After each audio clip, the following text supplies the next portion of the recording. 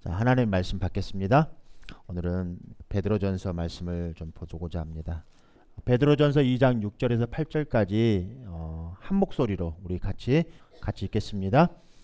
성경에 이런 말씀이 있습니다. 보라, 내가 택한 귀중한 머릿돌을 시온에 둔다. 그를 믿는 사람은 부끄러움을 당하지 않을 것이다. 그러므로 믿는 여러분에게는 그분이 가장 귀중하지만 불신자들에게는 쓸모없는 돌에 불과합니다. 이것은 건축자들이 버린 돌이 집 모퉁이의 머릿돌이 되었다는 말씀과 그리고 걸려 넘어지게 하는 돌과 바위가 되었다는 말씀과 같습니다. 그들은 하나님의 말씀에 불순종하기 때문에 걸려 넘어지며 또 이렇게 되는 것이 하나님의 뜻입니다. 애화로 기초공사의 중요성에 대해서 일본 도쿄 임페리얼, 제가 이거 발음 좀 해보려고, 우리 한국말로는 임페리얼이죠. 임페리얼 이름들이 참 많이 있는데 아이스크림에도 임페리얼이 있습니다. 또 임페리얼이라는 그 이름을 가지고 있는 중요한 이름들이 참 많이 있죠. 일본 도쿄에 임페리얼 호텔이 있습니다. 참 화려하죠? 참 멋있죠?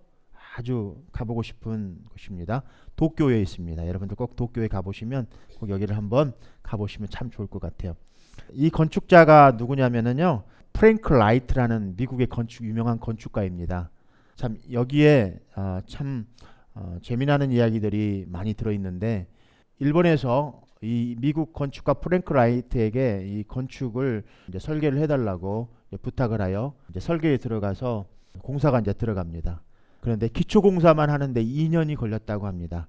보통 기초공사 하는데 2달에서 3개월 정도면 기초공사가 끝나는데 2년이 걸렸으니 얼마나 시간과 돈이 많이 들어갔겠습니까? 그래서 많은 불평의 소리들이 많이 나왔으리라고 생각합니다. 실제 그랬고요. 그리고 기초공사 2년이 흐른 뒤에 묵묵히 이 프랭크 라이트는 기초공사를 2년 동안 뭐라 하든 간에 2년 동안 충실히 신실하게 이 기초공사를 다집니다. 그리고 2년 동안 또 건물을 짓습니다. 사람들이 얼마나 더 이제 4년의 동안 이 건물이 지어진 것입니다. 보통 이 정도 호텔 지으면은 한 2년이면 끝나죠. 2년이면 공사 끝납니다. 근데 기초공사 하는 데만 2년 걸리고 건물 짓는 데만 2년이 걸렸습니다. 그로부터 52년이 흐른 일본 도쿄에 아주 큰 지진이 일어났습니다.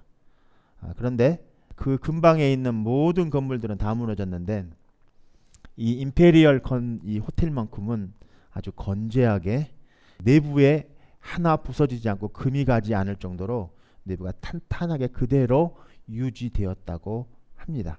놀라운 사실입니다. 우리가 보통 100층의 건물을 짓는다 하더라도 이런 기초공사가 잘못되면 무너지게 되어 있죠. 건물을 우리가 잘 지으려면 필요한 것들이 있어요. 이런 건물을 잘 지으려면 꼭 필요한 것이 있는데 그것이 무엇이냐면, 보여주세요. 아까 제가 조금 전에 우리 베드로전서 2장에서 읽었던 모퉁이돌이에요. 모퉁이돌.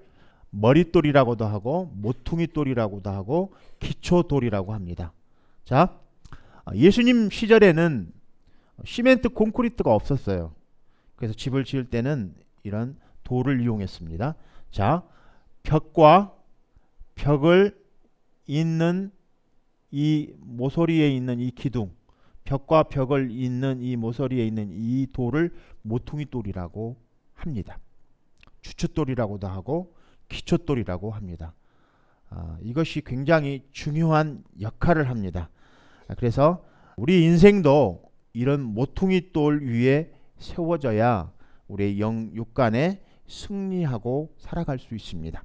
그래서 우리 인생의 모퉁이돌, 이 기초돌, 머릿돌을 누구로 세워야 할까요? 바로 예수 그리스도로 이 모퉁이돌을 세워야 될 줄 믿습니다. 이 땅에 예수님께서 오신 목적이, 아마 오늘 성경 본문 다시 한번 열어주십시오.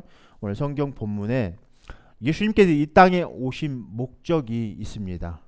그래서 예수님께서 이 땅에 오신 목적은 그를 믿는 사람은 부끄러움을 당하지 않을 것이라고 말하고 있어요. 부끄러움 당하지 않기 위해서 이 땅에 오셨습니다. 왜냐하면 믿는 사람들이 예수를 믿고 나서 심판 가운데 가지 않게 하기 위해서, 부끄러움 당하지 않기 위해서라는 말은 심판 당하지 않기 위해서 이 땅에 오신 것입니다. 그러나 예수 믿지 않는 사람들은 어떠냐면, 예수 믿지 않는 사람들은 어떻게 되는 거죠?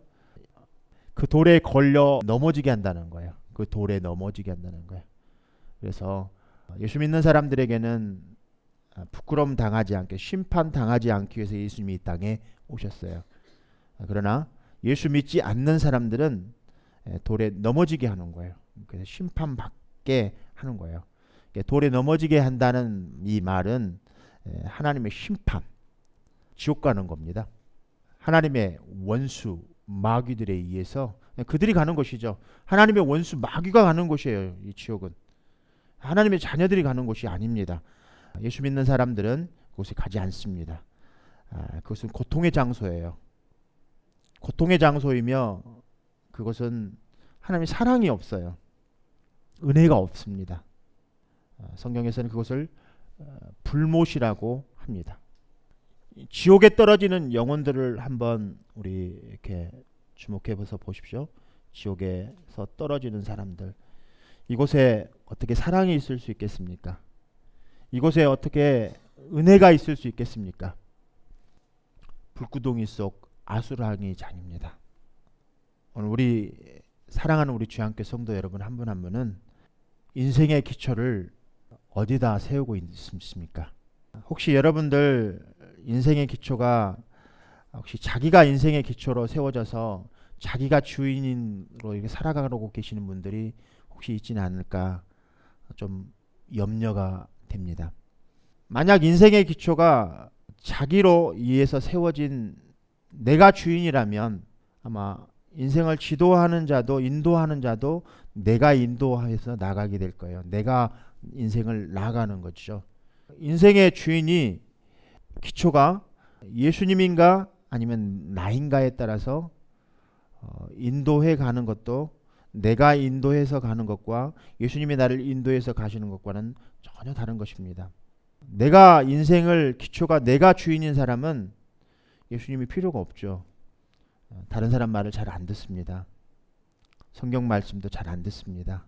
내가 인생의 주인인 분들은 성경 말씀이 일차적으로 눈에 들어오지 않습니다. 성경 말씀은 나하고는 아무 관련이 없는 거죠. 그러니 예수님과도 전혀 관련이 없는 것이고 하나님과도 전혀 관련이 없는 것이고, 그러니 성령의 음성을 더더욱이나 들을 수가 없는 거죠. 그러니까 우리의 인생의 그 길에 가는 그 길이 참으로 험난할 수밖에 없습니다. 결국에는 끊어진 다리의 절벽 낭떠러지기까지 가는 것이죠. 혹시 여러분들 인생의 낭떠러지까지 한번 가보신 적 있으시나요? 지금 낭떠러지로 한 걸음씩 걸어가고 있지 않는가, 한번 자기 인생을 한번 이렇게 좀 한번 돌아보면서 자기 인생의 앞날에 내가 지금 어디로 걸어가고 있는가 한번 생각해 보면서 오늘 설교를 좀 들었으면 좋겠어요. 저는 참으로 많은 인생에 여기까지 참 많이 여기까지 인생을 가보았기 때문에 내가 가서 마지막에 저 떨어져야 하는, 여기를 건너가지 못하는 거예요. 여기를 건너가지 못하는 거예요. 여기서 떨어져야만 하는 나의 인생을 바라보면서 많은 혼란 속에서 인생들을 산 적이 있었습니다. 그러나 예수님 그리스도께서 이 땅에 오셔서 이 끊어진 이 다리를 건너게 하시는 역할을 해주심으로 제가 여기를 건너 여기에 와 있는 것들을 보게 됩니다. 그러나 예수님을 만나지 못한 사람들도 여기에서 떨어지게 되고요. 여기에 와 있는 사람들도 예수님의 이름을 믿음으로 여기까지 왔는데도 여기서 또 떨어지는 사람들을 저는 보게 됩니다. 믿음의 기초가 누구에 의해서 세워지냐에 따라서 시작도, 과정 가운데 있는 사람들도 지옥으로 떨어지는 영혼들을 우리는 지금 오늘 우리 삶 속에서도 보고 있고, 결국에는 지옥으로 가야 되는 우리의 현실을 우리가 보고 있습니다. 이렇듯 아마 지금 이 시대에는 예수님이 나의 인생의 기초요, 이 머릿돌이요, 예수님이 나의 인생의 인도자라는 사실이 그것이 별로 그걸 믿지 않아도 불편함이 없는 시대에 살고 있어요. 먹을 거, 입을 거 걱정이 필요 없어요. 그리고 자기가 하고 싶은 대로 마음껏 하고 살 수 있는 머니가 풍족하기 때문에 그것이 전부인 것처럼 생각하며 살아가고 있는 이 시대에 살고 있어요. 예수가, 하나님이, 성령님이 전혀 나의 삶에 필요치가 않은 이 시대에 살고 있다는 말입니다. 그러나 예수 없이 사는 인생은 거의 모래 위에 집을 지은 것과 같아요. 근데 평상시 모래 위에 지은 집은 이상이 없어요. 그러나 바람이 불고 태풍이 불면 금방 집은 푹 주저앉고 떠날라가게 되거나, 비바람이 불면 금이 나가거나, 태풍이 불면 균열이 가거나 집이 무너집니다. 기초가 탄탄하지 않는 데는. 거의 그래서 다리가 붕괴되거나 또 높은 고층의 빌딩들이 무너지거나 그렇습니다. 우리 인생도 그런 것 같아요. 우리 인생도 지금 잘 먹고 잘 살고 풍요로운 삶 속에 살아가고 있어요. 구원에 대한 중요성도 실감하지 못하고 살아가고 있어요. 사단은 정확하게 이 시대를 알고 있어요. 이 시대의 젊은이들이 무엇을 좋아하고 무엇을 바라보고 있으며 어떻게 살아가고 있는가를 너무 잘 알고 있기 때문에 그들의 필요를 채워주는 거예요. 그러니까 그들의 필요가 채워지니까 하나님이 필요가 없는 거예요. 이 땅에 보내주신 예수님이 필요가 없는 거예요. 그러니 성령의 음성은 더더욱이나 들을 필요가 없는 거예요. 기초가 누구 위에 세워지느냐 굉장히 참 중요합니다. 그래서 여러분들도 마찬가지로 우리 인생의 기초가 누구에 의해서 세워지냐에 따라서 가정도 가는 방향과 인도자가 달라지고 균열이 가고 깨지는 것입니다. 우리 가정은, 여러분들의 가정도 마찬가지고 예수 그리스도 위에 세워지면 행복이 깨어지지도 않을 뿐더러 조금씩 균열이 날 수는 있어요. 그러나 그것은 기초가 단단하면 그것은 떼올 수 있는 것들입니다. 그러나 기초가 단단하지 않으면 무너져 버립니다. 반드시 가정의 기초가 예수 그리스도로 세워져야 될 줄 다시 한번 주님의 이름으로 축원드립니다. 제가 살아온 우리 가정은 참으로 힘든 시절을 겪어야만 했습니다. 믿음이 없는 저로 인해서 겪어야 되는 나의 배우자의 고통과 나의 자녀들의 고통은 이루 말할 수 없었을 것입니다. 저는 가끔 새벽에 나와 기도할 때 그것을 놓고 많이 기도합니다. 제가 믿음 없었을 때 사랑하는 내 아내에게 고통을 주었던 많은 시간들을 많이 회개합니다. 그리고 사랑하는 나의 아들과 딸에게 고통을 주었던 것들을 많이 회개하며 주님 앞에 나아갑니다. 그래서 나의 아내와 내 자녀들이 그런 고통 가운데서 지금도 아마 쓴뿌리가 조금씩은 남아있지 않으리라고 생각합니다. 남아있을 거예요, 분명히. 그런 것들이 치유되기를 기도합니다. 그런 반면에 내가 믿음 안에 서 있어서 난 우리 지금 늦둥이는 참 행복한 것 같아요, 보기에도. 이렇듯 가정이 기초가 누구에 의해서 세워지고 누구의 인도함을 받느냐에 따라서 가정이 굉장히 행복한 축복을 받게 되는 것 같습니다. 그래서 오늘 본문은 기초가 무너진 이 시대에 어떤 삶을 살아야 하는지를 가르쳐주는 이 시대의 가장 중요한 말씀입니다. 그래서 오늘 본문의 제목을 이렇게 정해봤어요. 믿음의 기초, 큰 타이틀로 4월 한 달간 정말 우리 인생에서 중요한 것들이 무엇일까 곰곰이 묵상하면서 하나님 앞에 나가는데, 그래, 믿음의 기초를 첫 번째 다뤄야 될 게 뭘까라고 생각했더니 결혼이더라고요. 결혼. 우리 교회 안에 우리 청년들 또 이렇게 형제 자매들을 보면서 결혼. 그래서 믿음의 기초 이 결혼에 대해서 첫 번째 말씀을 좀 다루고자 해요. 그래서 여러분들 오늘은 정말 주무시지 말고 꼭 이 말씀을 여러분들의 믿음의 기초로 좀 세웠으면 좋겠어요. 세상에서 말씀하고 있는 진리는 진리가 아닐 수 있습니다. 세상에서 주는 교훈들, 세상에서 주는 그런 가치관들은 학교, 사회 주변에서 일어나고 있는 사람들에 의해서 세워진 혹시 여러분들 유튜브 그것들 정말 진짜 아닙니다. 그런 것들로 인해서 세워진 가치관들 그것들은 여러분들 좀 내려놓으셔야 돼요. 그것들 중에 가지고 있는 정말 중요한 것들이에요.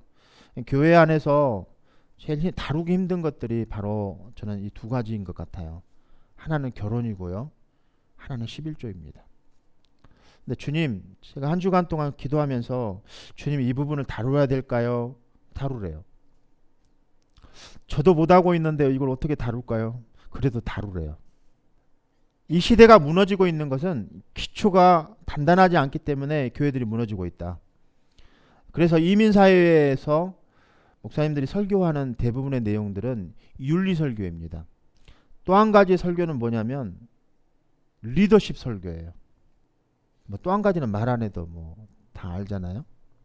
두 가지만 딱 이렇게 들어도 윤리설교, 리더십 설교 이거 아니면 뭐 설교가 거의 없어요.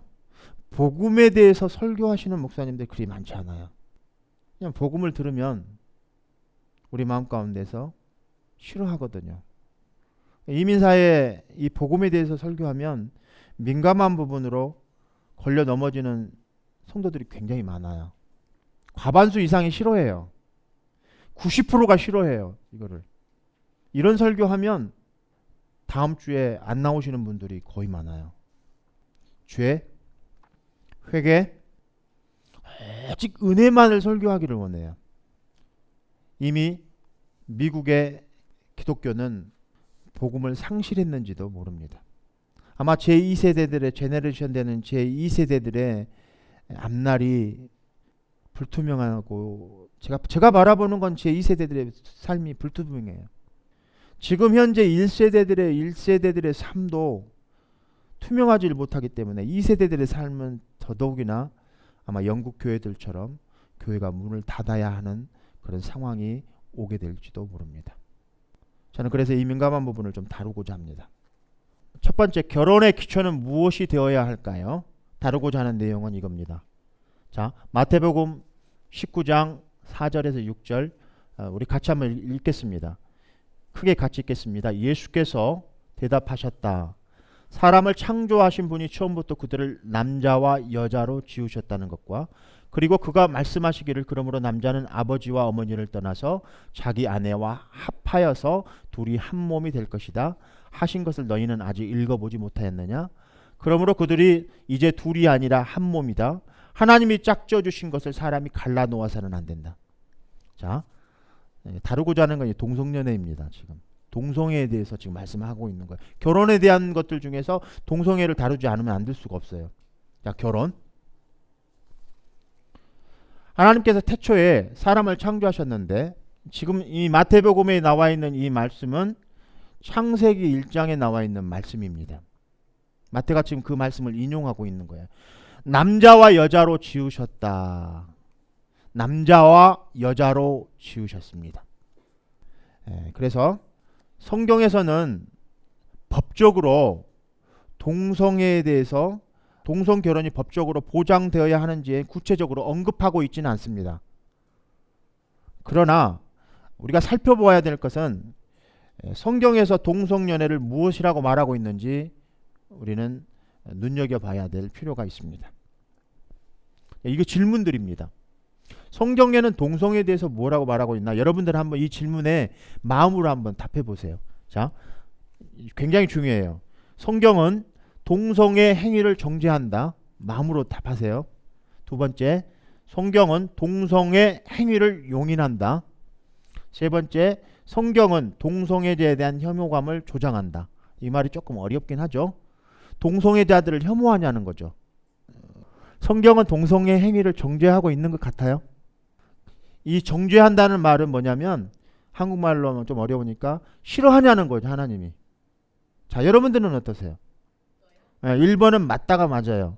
자, 2번은 뭐예요? 여러분들 쉽게 얘기하면 틀리다가 맞아요. 자, 그러면 3번은 성경은 동성애 행위 자체는 하나님이 정죄하고 싫어하세요. 그러면 동성애자에 대한 혐오감은 어떻게 생각하세요? 저 윗집에도 동성애자들이 살다 갔는데 동성애 행위 자체는 하나님이 싫어하시는 것들이에요. 저는 저에게 한번 물어본다면 저는 이렇게 답을 할 것 같아요. 저는 지금도 이제 뭐 사랑하냐? 이런 말을 하기 전에 저는 그래요. 동성애자 딱 하면요. 에이지가 딱 생각나는 거예요. 그래서 이거 만지면 나 혹시 옮기지 않는가라는 생각을 또 하게 돼요. 그래서 이 아이들과 어울리게 되면 우리 아이들도 동성애 그 에이즈가 걸리지 않을까라는 두려움이 좀 있어요. 솔직하게. 그것 때문에 조금 멀리하고 싶은 그런 마음이 일차적으로 일단 들어요. 뭐 지네들 인생이니까 라이프니까 뭐 그 부분에 대해서는 내가 어떻게 뭐 이렇게 하라 하지 마라 말을 할 수가 없는 거더라고요. 근데 일단 그 부분에 대해서 조금 일단 저는 좀 경계심을 갖게 되더라고요. 자, 그러면 성경에서는 1번, 2번, 3번을 어떻게 말씀하고 있나 보겠습니다. 1번에 대한 성경에서는 동성애자들을 하나님께서는 정죄한다는 거죠. 자, 고린도전서 6장 9절 10절에서 우리 이 성경 구절은 우리 이 얍주 설교 제목이었죠. 본문 말씀이었습니다. 자, 같이 읽어볼게요. 불의한 사람들은 하나님 나라를 상속받지 못하리라는 것을 알지 못합니까? 착각하지 마십시오. 음행을 하는 사람들이나 우상을 숭배하는 사람들이나 간음을 하는 사람들이나 여성 노릇을 하는 사람들이나 동성애를 하는 사람들이나 도적질하는 사람들이나 탐욕 부리는 사람들, 술 취하는 사람들, 남을 중상하는 사람들, 남의 것을 약탈하는 사람들은 하나님의 나라를 유업으로 받지 못하느니라고 말씀을 하고 계십니다. 자, 두 번째입니다. 두 번째, 동성애 행위를 인정하냐라는 거죠. 자, 하나님은 그들을 축복하여 이렇게 말씀하셨다. 창세기 1장 27절 28절이면 너희는 많은 자녀를 낳고 번성하여 땅을 가득 채워라. 하나님은 남자와 여자를 남자를 창조하셔서 남자의 갈비뼈를 취해서 여자를 이렇게 만드셨어요. 창조의 목적입니다. 그래서 남자와 여자가 결혼하는 것이 성경의 법이에요. 남자와 남자끼리 여자와 여자끼리 결혼하는 것은 성경의 말씀에 나와 있지 않습니다. 자, 세 번째, 자, 로마서 12장 18절에 여러분 쪽에서는 할 수 있는 대로 모든 사람과 더불어 화평하게 지내십시오 라는 이 말씀은 동성애 행위 자체는 하나님도 정죄하셨지만 동성애자 죄인에 대해서 우리가 이렇게 편견을 갖고 그 사람을 화를 내거나 혐오감을 갖거나 그러는 것은 하나님이 원하시지 않는 말씀입니다. 그들과 화평하게 지내라고 했습니다. 이렇듯 동성애는 죄입니다. 그래서 교회는 이 결혼이라는 단어를 이것을 정당화하거나 중간 입장에 서서는 안 된다고 말하고 있습니다. 교회는 동성애는 죄라고 말을 해야 돼요. 그리고 교회는 중간 입장에 서 있으면 안 돼요. 아틀란타 모 교회에 심호하고 계셨던 목사님이 뉴욕으로 가셔서 그쪽에서도 큰 교회를 심호하고 계시더라고요. 그분이 써놓은 칼럼을 이렇게 보면서 제가 깜짝 놀랐습니다. 이건 정치적인 얘기니까 자기는 이쪽도 저쪽도 끼고 싶지 않다고 얘기하고 있는 거예요. 성도들에게 이쪽도 저쪽도 말할 수 있는 입장이 아니라고 얘기하는 거예요. 이분은 사람들 편에 서 있는 거예요. 가치관이. 이분은 기초가 사람 자기가 주인 되어서 있는 입장에 서 있는 거예요. 그래서 자기가 주인이 되어 있으니까 사람들의 눈치를 보면서 목회를 하고 있는 거예요. 그러나 성경에서 기초가 예수 그리스도에 의해서 세워진 목회자라면 분명히 사람들보다는 하나님을 더 먼저 두려워해야 하는 것이 맞을 것입니다.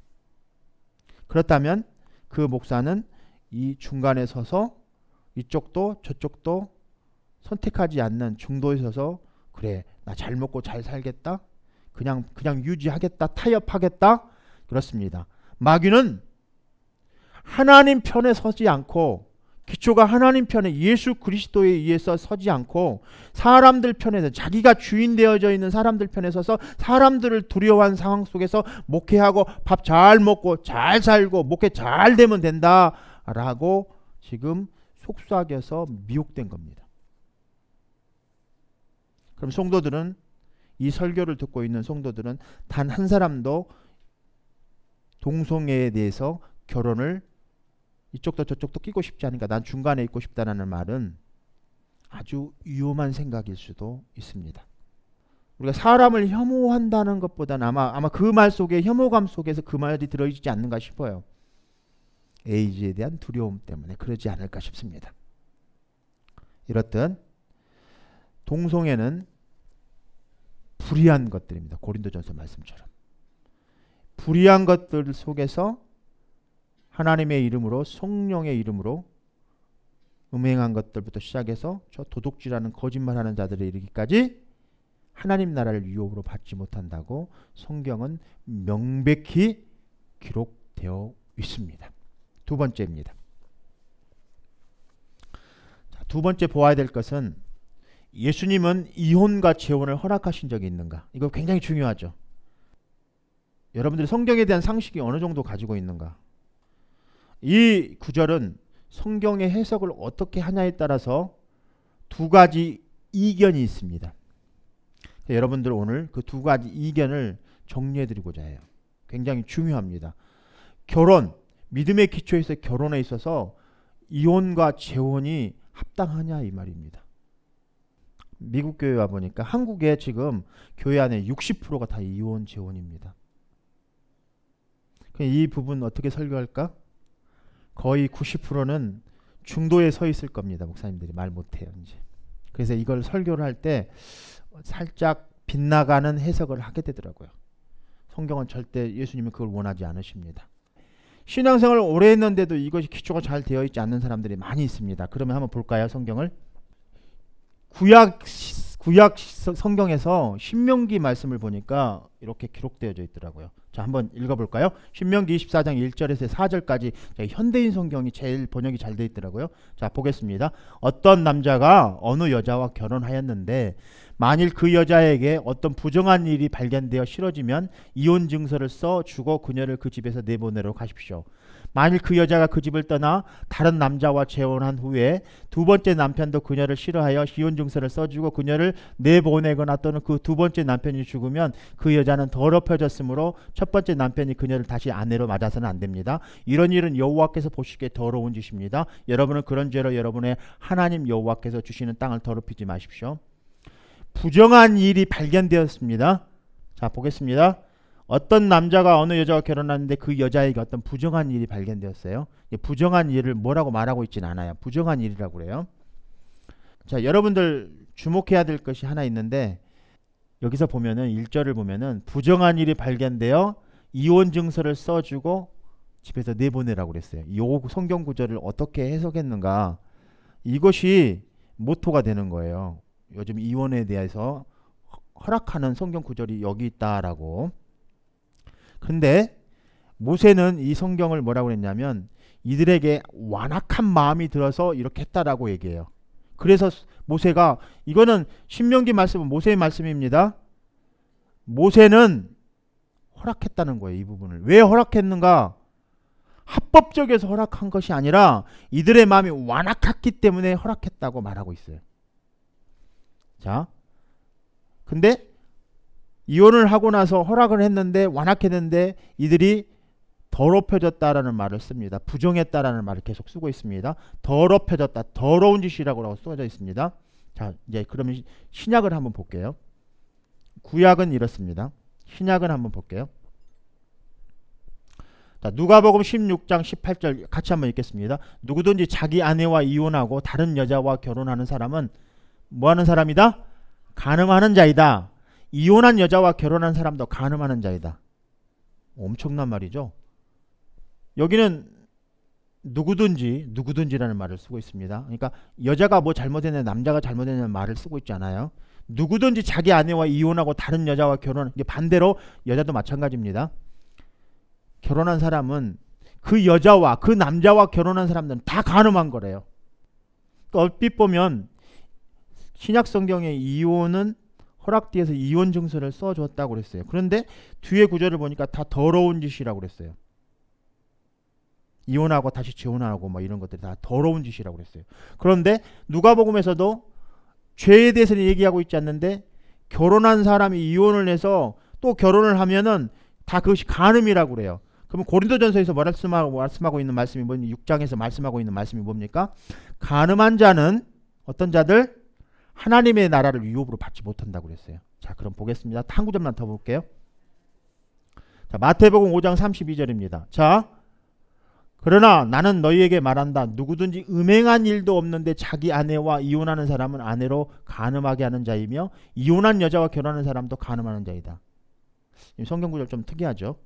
자, 성경에서 이 구절 외에도 성경 구절들이 참 많이 있는데 제가 이제 중요한 성경 구절들만 신명기, 마태복음에 이 성경 구절들이 참 많이 있어요.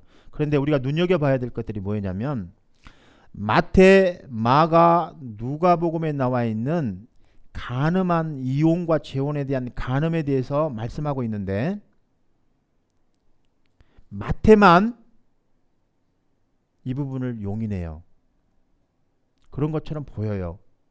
그런데 마태는 결혼한 사람이 나쁜 짓을 하면 뭐라고 그래요?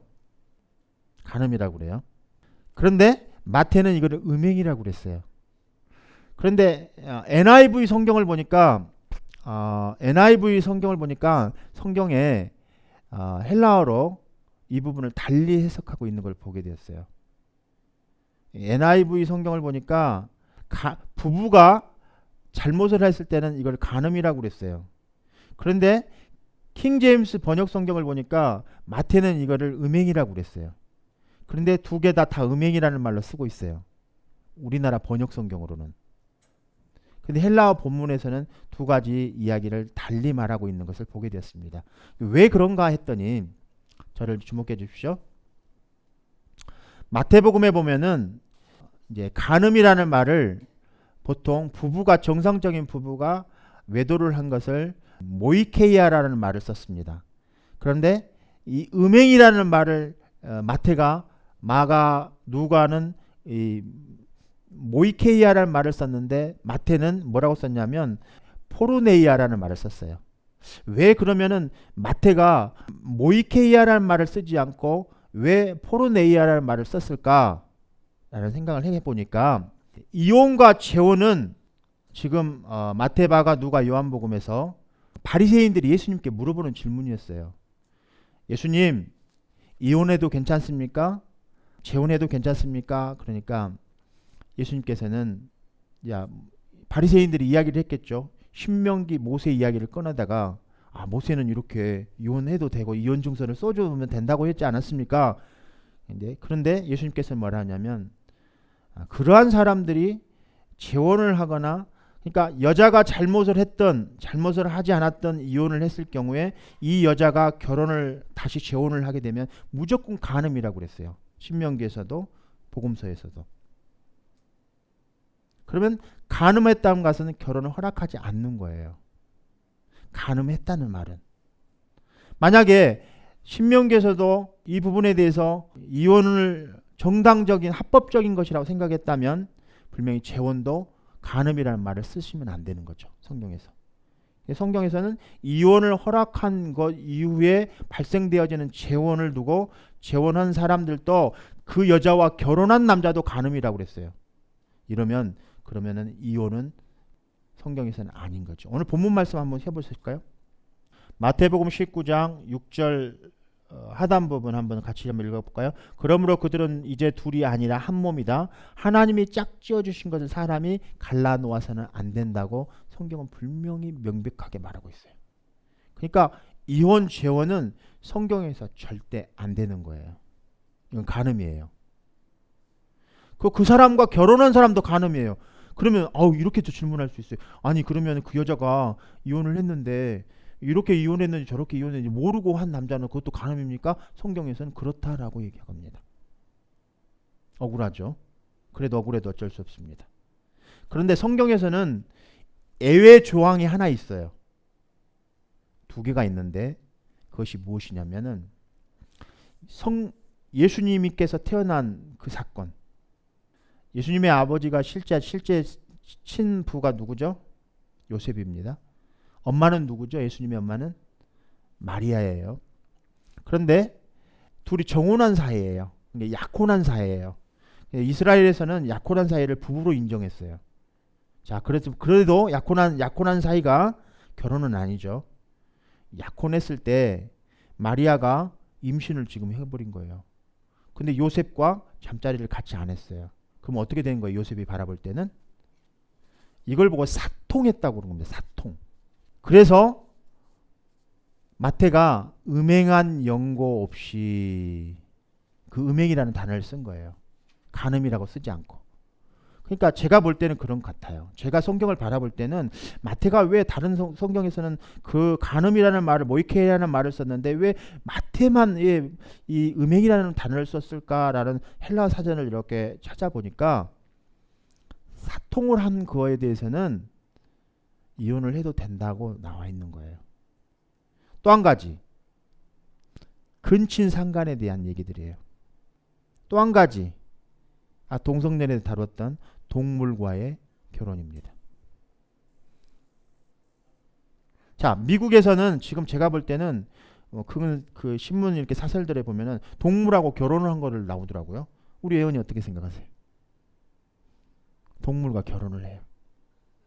나띵 아니죠, 그거는?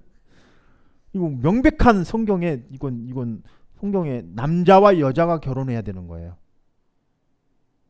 자, 그러면 고자는 좀 어떨까요? 고자.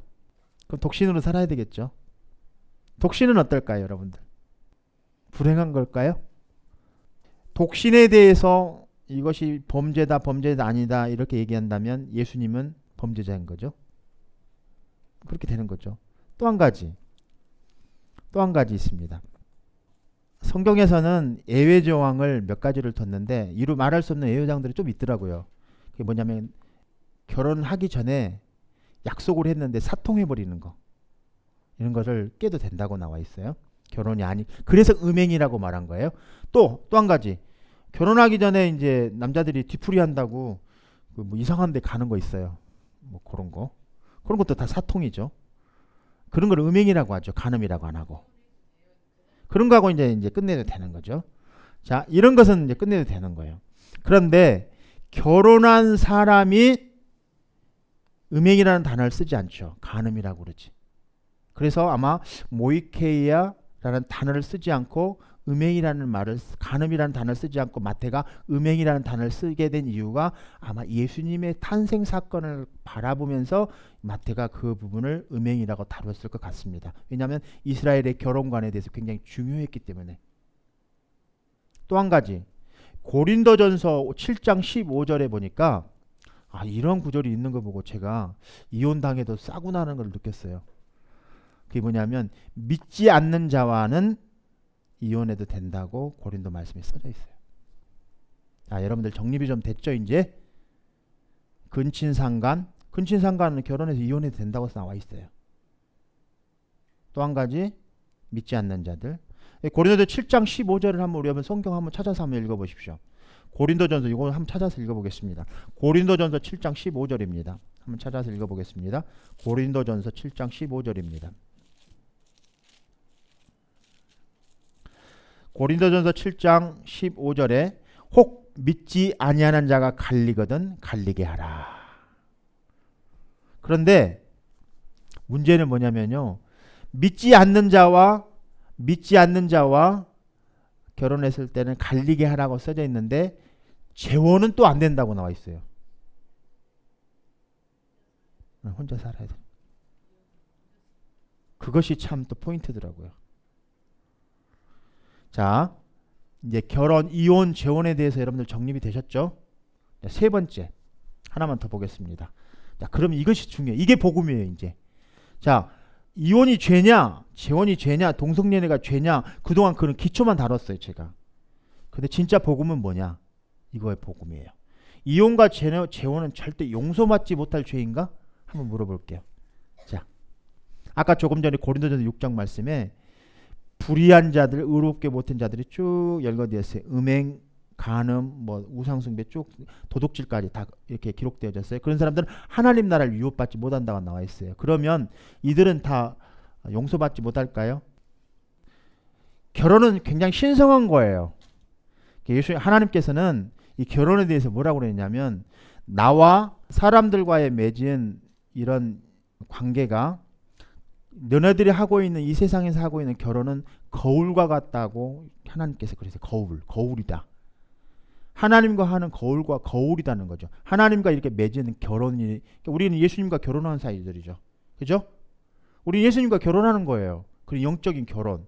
그러나 너희들이 영적인 육적인 것들을 인간들을 통해서 이런 결혼함으로써 영적인 것들을 이렇게 거울처럼 비춰지는 거예요. 그래서 실질적으로 아가서에는 그런 표현들이 참 많이 있습니다. 그런 성적인 표현들을 통해서 하나님과 맺은 그런 성적인 표현들을 많이 쓰고 있습니다. 그런 것들은 결혼해 본 사람들은 점점 알겠죠.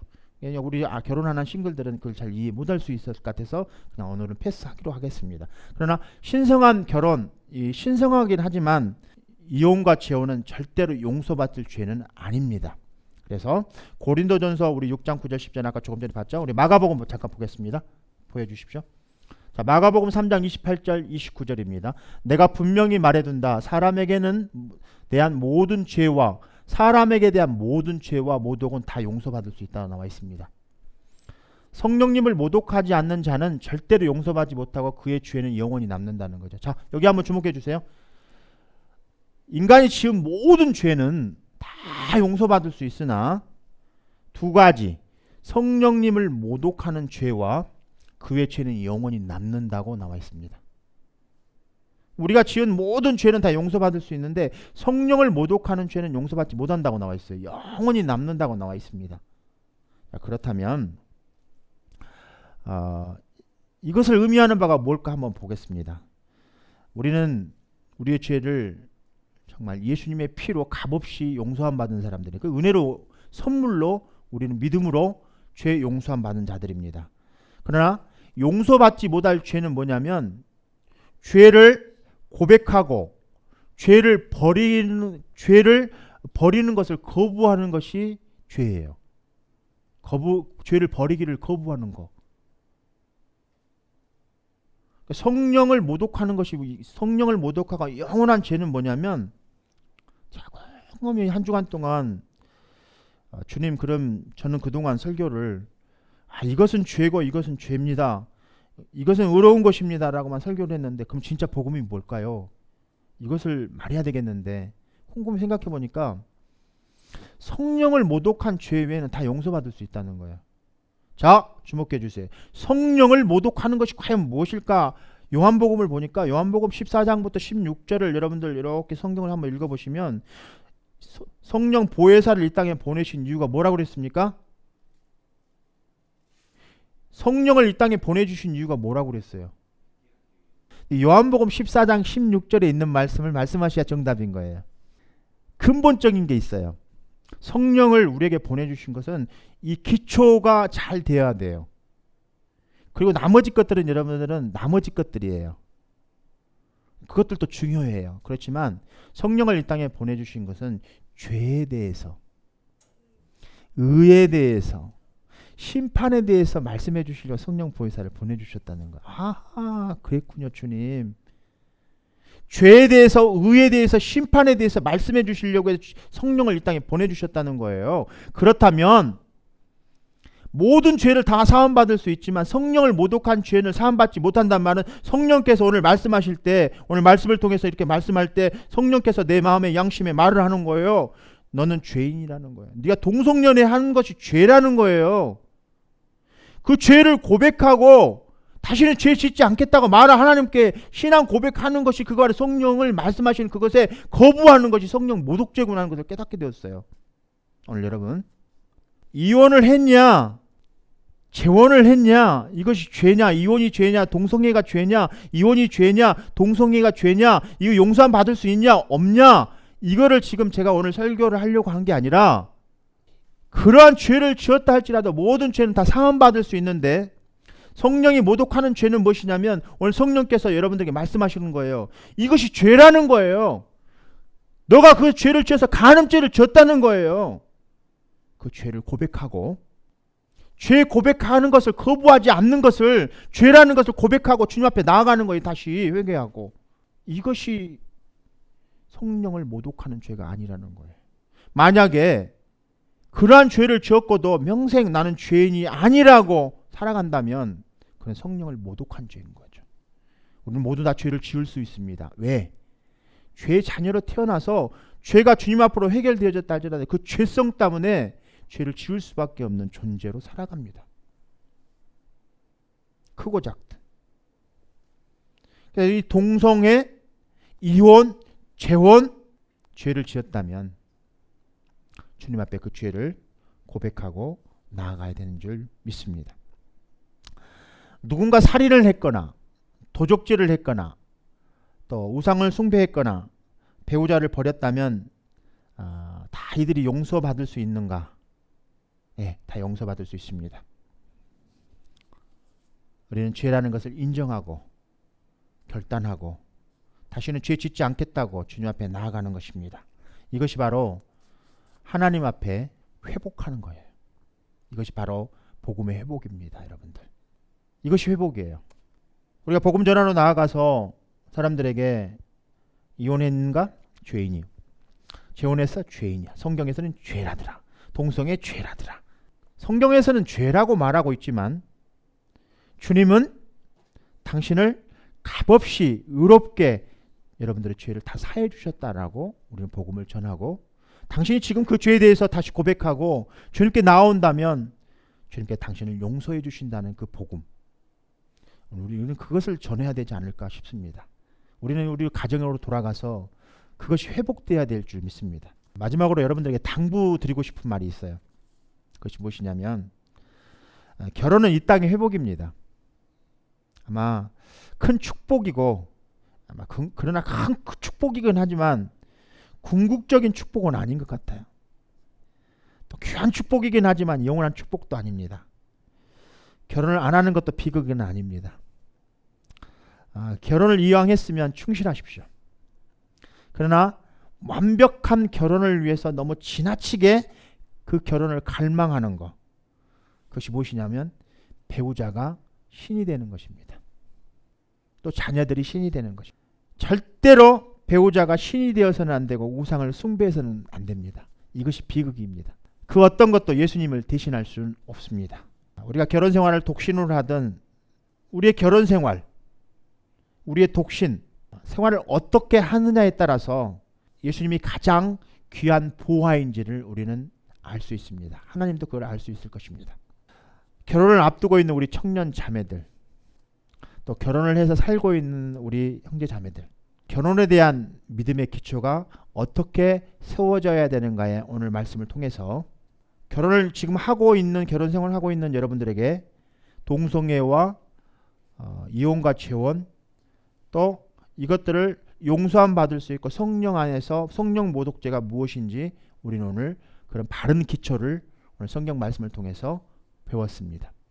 오늘 싱글들에게도 앞으로 결혼을 할 때 결혼이라는 것은 동성연애는 결혼이 아니는구나, 하나님이 싫어하는 거구나, 이혼과 재혼도 싫어하는 거구나. 그렇지만 이혼과 재혼, 동성연애를 만약에 했다면, 주위에 있는 사람들을 하고 있다면 그들을 정죄해서는 안 된다는 거죠. 편견을 가고 그들을 혐오해서는 안 된다는 거죠. 서로 다른 사람들과 화평하라고 주님께서 말씀해 주셨으니까.